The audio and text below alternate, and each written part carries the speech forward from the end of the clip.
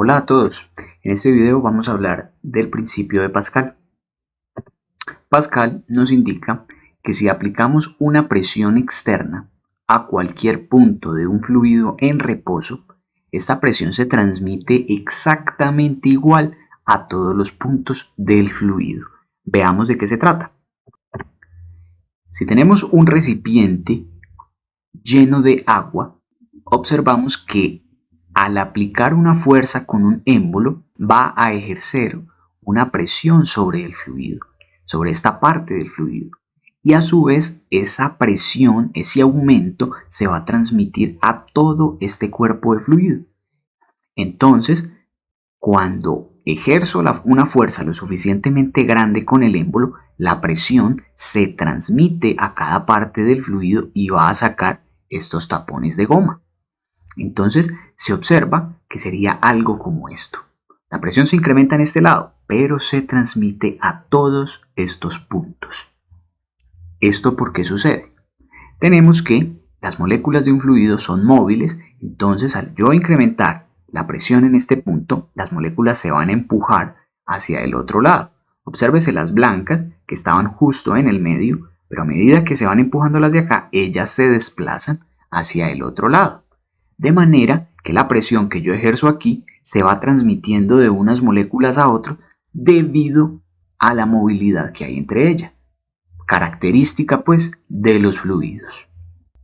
Esto nos permite la construcción de dispositivos como este, en que ejercemos la fuerza en un lado y a través de un fluido la fuerza se transmite hacia el otro lado. Esto a través de la presión. Pero ¿cuál es el verdadero potencial de este principio?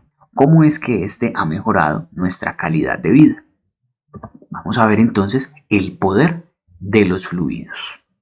Para ello se han utilizado las máquinas hidráulicas. ¿Qué es una máquina hidráulica? Simplemente una máquina que en su interior usa un fluido de trabajo para mover dos extremos. Tenemos aquí que el fluido de trabajo es este amarillo y aquí se ejerce una fuerza pequeña y el poder de los fluidos consiste en multiplicar esa fuerza en tal grado que con solo ejercer una pequeña fuerza aquí somos capaces de levantar un automóvil acá. ¿Cómo es esto posible? ¿Cómo logramos multiplicar la fuerza? Simplemente tenemos este sistema.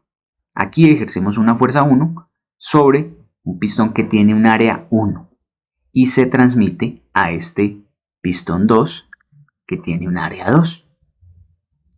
Aquí la fuerza es pequeña, fuerza 1, la fuerza 2 va a ser más grande. Pero ¿cómo es posible que se incremente?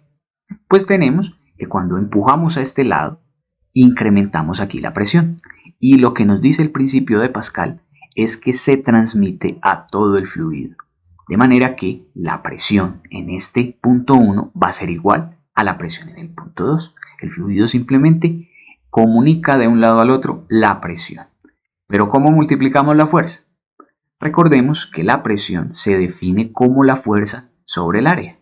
De manera que aquí fuerza 1 sobre área 1 y a este lado fuerza 2 sobre área 2 deben ser iguales. Si aquí el área es pequeña, la fuerza va a ser pequeña.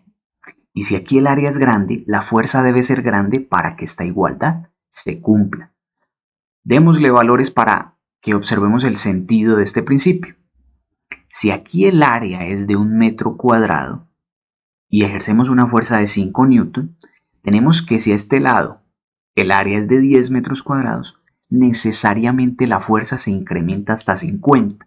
¿Por qué? Porque 5 sobre 1 es 5 pascales y 50 sobre 10 también me daría 5 pascales. Se mantiene la igualdad. ¿Qué podemos observar? Que al incrementar el área 10 veces, la fuerza se incrementa 10 veces.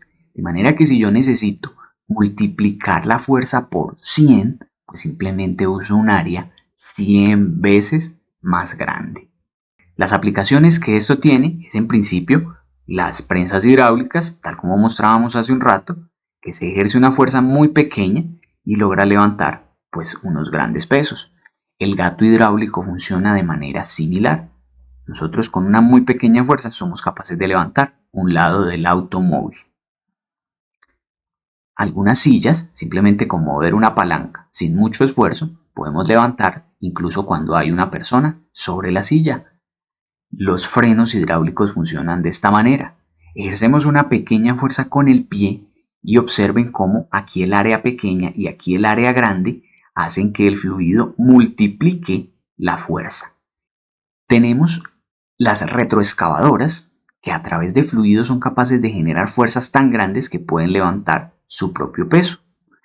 Tenemos estas volquetas que aquí se observa cómo a través de un fluido es que se levanta este pistón y por ende levanta toda esta parte de la volqueta.